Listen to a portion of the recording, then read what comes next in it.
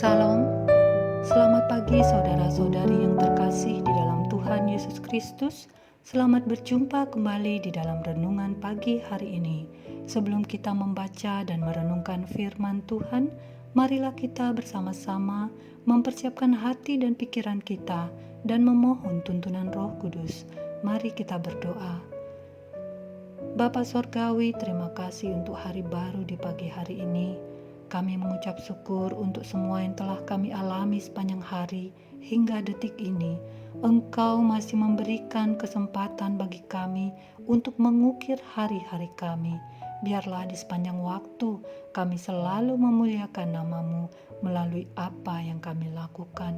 Oleh karena itu, kami membutuhkan kembali makanan rohani kami, yaitu firman kebenaran-Mu yang sebentar lagi akan kami baca.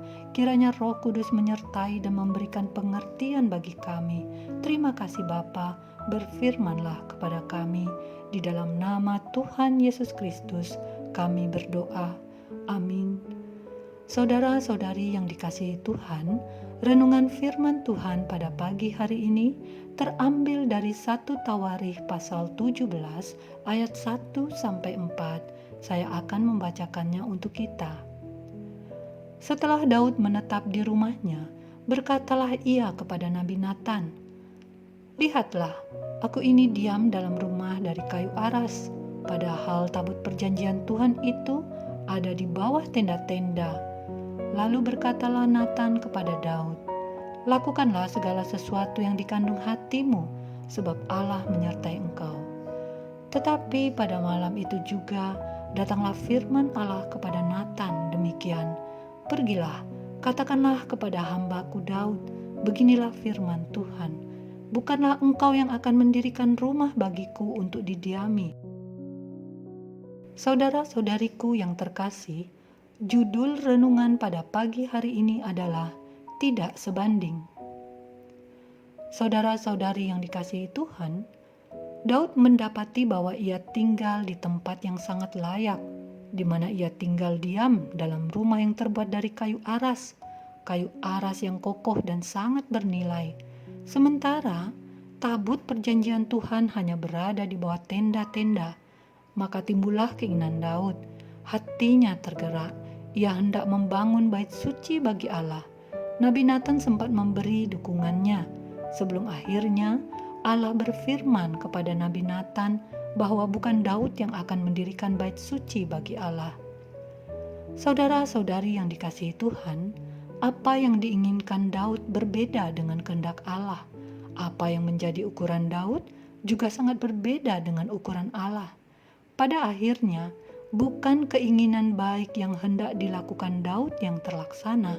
Ia ingin memberikan sesuatu kepada Tuhan, tetapi justru Tuhan yang lebih lagi memberikan janji kelimpahan bagi keturunan Daud.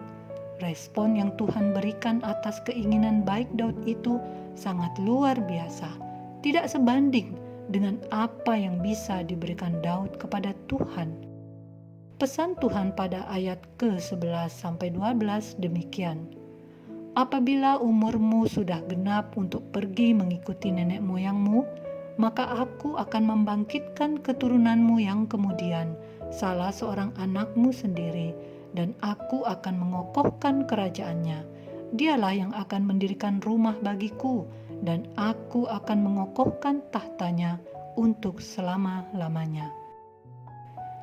Apa yang dikatakan Tuhan ini membuat Daud semakin menyadari keberadaannya, dan ia pun terus bersyukur dan memuji-muji Tuhan. Saudara-saudari yang dikasihi Tuhan, bila kita harus membandingkan apa yang telah kita terima dari Tuhan dengan apa yang telah kita berikan sebagai ungkapan syukur kita kepada Tuhan, sangatlah tidak sebanding. Tetapi walaupun demikian, hendaklah kita tetap memiliki sikap seperti Daud, memiliki hati yang baik yang selalu ingin memberikan yang terbaik bagi Tuhan sebagai ungkapan syukur kita. Apapun yang kita miliki saat ini juga tidak sebanding dengan yang Allah miliki, tetapi Tuhan senang bila kita datang mengucap syukur kepadanya. Demikian pula, bila kita membandingkan penderitaan yang kita alami saat ini, tidak sebanding dengan penderitaan penyaliban yang harus dialami Tuhan Yesus, apalagi Dia mengalami itu bukan karena kesalahannya. Saudara-saudari yang dikasihi Tuhan, tujuan Tuhan seringkali berbeda dengan tujuan kita. Kadang kita melemparkan pertanyaan kepada Tuhan dan berharap segera mendapat jawaban agar dapat segera keluar dari pergumulan yang sedang kita hadapi. Sesungguhnya, pada masa itu Tuhan sedang mempersiapkan sesuatu untuk mencapai sesuatu yang lebih besar. Pada waktu yang tepat, Tuhan akan menggenapi rencananya, seperti halnya yang terjadi di dalam hidup Daud. Saudara-saudari yang dikasihi Tuhan, baiklah kita sejenak merenungkan kembali tentang respon yang telah kita berikan kepada Tuhan di dalam menyikapi kehidupan yang kita jalani ini. Mari saudara, tetaplah kita merendahkan diri kepada Tuhan, tetaplah kita hidup taat kepada Tuhan, tetaplah kita bersyukur kepada Tuhan, tetaplah kita hidup memuji Tuhan. Percayalah, apa yang kita rasakan saat ini, baik kesusahan maupun kesenangan, tidak akan pernah sebanding dengan apa yang akan dan yang telah Tuhan sediakan bagi kita. Tetaplah bersemangat dan teruslah berpengharapan di dalam Tuhan. Demikianlah renungan pada pagi hari ini. Tuhan memberkati. Kita akan menutup renungan dalam doa. Tetapi jika saudara ingin didoakan secara khusus, hubungi email kami. Kerinduan kami agar channel ini menjadi berkat bagi banyak orang. Mari kita berdoa. Ya Bapa Sorgawi, terima kasih untuk firman-Mu hari ini. Kami menyadari keberadaan kami saat ini. Apa yang kami telah berikan kepadamu tidaklah sebanding dengan apa yang telah kami terima daripada-Mu. Ampunilah kami yang selalu berkeluh kesah. Juga ampunilah kami yang hanya menikmati berkat untuk diri kami sendiri.